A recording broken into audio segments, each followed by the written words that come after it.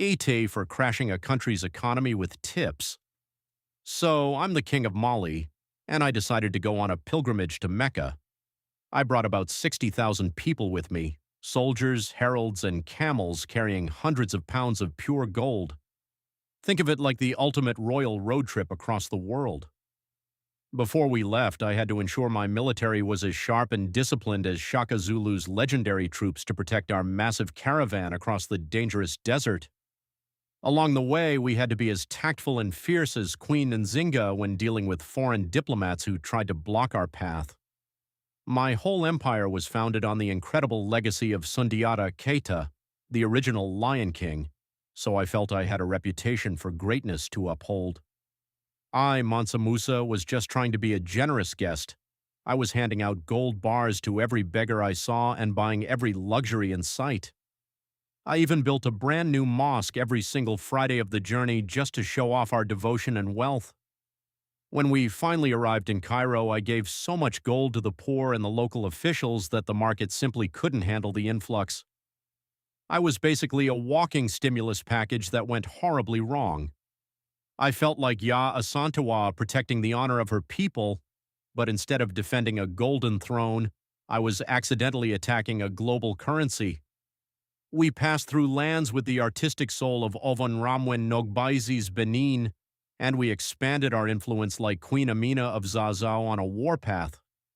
Even when we encountered resistance like the great Samori Touré, our sheer wealth made us unstoppable.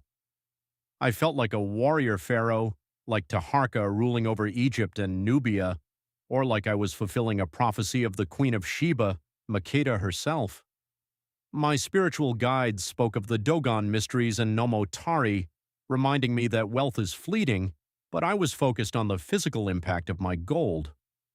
We marched with the strength of King Bahonzan's Dahomey, and even when people grumbled about economic shifts like Baibare's rebels fighting unfair taxes, I thought more gold would solve everything.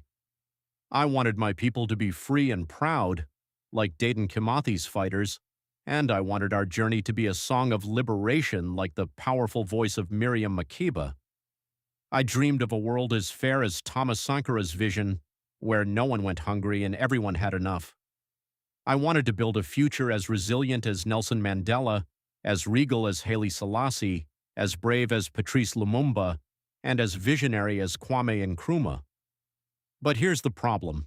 By the time I left Cairo, the value of gold had completely tanked. It stayed devalued for 12 whole years. I literally ruined the livelihoods of thousands of merchants because their savings became worthless overnight.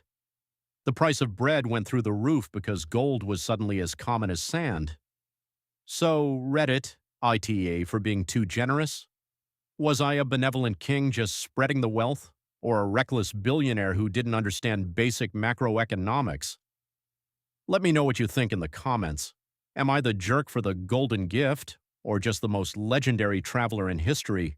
Smash that like button and follow for more stories of historical chaos.